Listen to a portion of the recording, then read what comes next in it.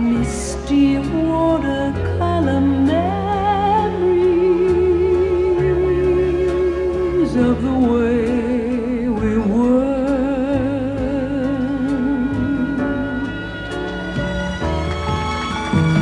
Scattered pictures of the smiles we left behind, smiles we gave to one another.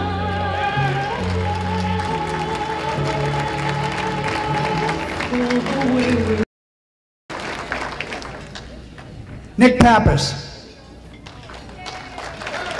presented by, from Holy Cross, Hall of Famer, Tommy Tracy.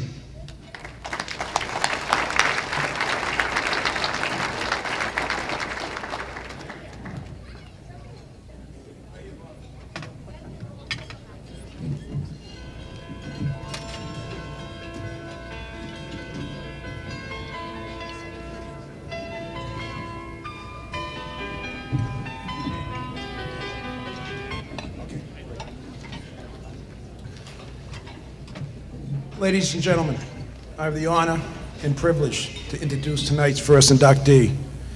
Mr. Pappas's induction tonight is very deserving. His dedication to Watertown High athletes and students over many years as an outstanding trainer and teacher merits this prestigious award.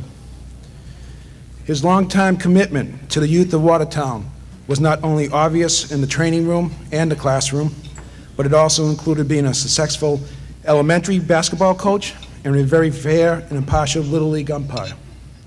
Mr. Pappas's love of sports, his sense of fair play, and his overall enthusiasm made his lasting impression on me and many others. I personally benefited having Mr. Pappas as my basketball coach, as an athletic trainer, and as a teacher. Mr. Pappas instilled in me, as well as many others, values like taking pride in one's work and always doing what you believe is right. I cannot think of a greater role model for the youth of Watertown than Mr. Pappas. I mentioned earlier Mr. Pappas's enthusiasm.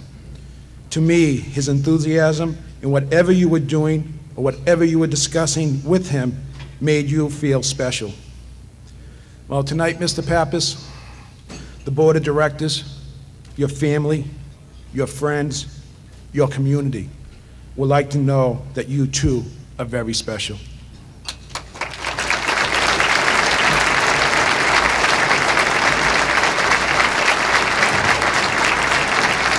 Please stand for Mr. Nick Pappas.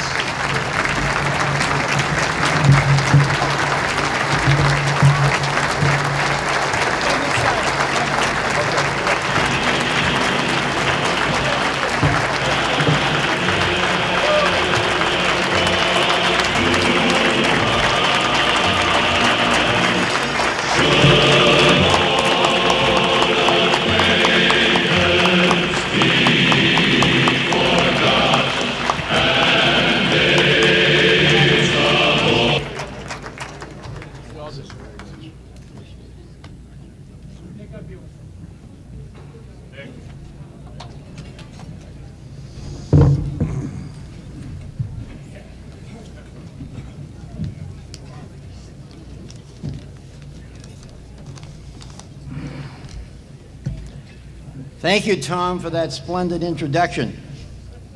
I wish to express my appreciation to Bob Caprillion and the entire committee for extending the privilege of joining this illustrious group of outstanding Watertown athletes. This time I would like to introduce my family who are back near the door. My three sons, Nick, John, and Mark, and their lovely wives.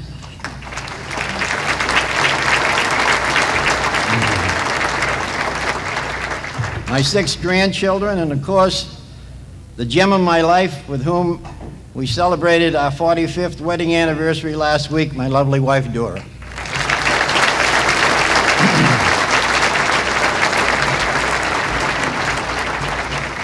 If I may, I'd like to go down the memory lane with you. I'm an adopted son of Watertown. I was born and brought up in Boston. My Watertown connection comes from visiting the YWCA in Boston, going to a business girls' dance where I met a beautiful girl. 3 years later, I married Dora Louisa Palladino at St. Patrick's Church here in Watertown. In 1954, I received a call, and I answered it, and it was from Tom Blake, the principal of the high school. Apparently, the head of the business department had had a relapse of a serious operation, and they needed someone to teach bookkeeping and accounting. That was my first introduction to Watertown High. I'm pleased to say the following year I was hired on a full-time basis, and I spent 34 wonderful years teaching at Watertown High School. The fall was an especially nice time for me. I've always loved athletics, and of course, at this time of the year, we'd have football rallies on Friday. The cheerleaders, the majorettes, the Indians would put up signs all over the auditorium and all over the school. And the camaraderie that was so present with all of the students overflowed the Victory Field for the Saturday competition that followed the following day. The winter was especially enjoyable to me also, because despite the fact that I worked with the older children during the week, a couple practices during the week, and then on Saturday, the recreation department, Phillips School basketball program. It was really a delight. And as many of the young men who are here at the present time who participated in our program will look back with a great deal of enjoyment to the days that we practiced in our Phillips School gym and then carried it over to our Saturday programs. It was a delight.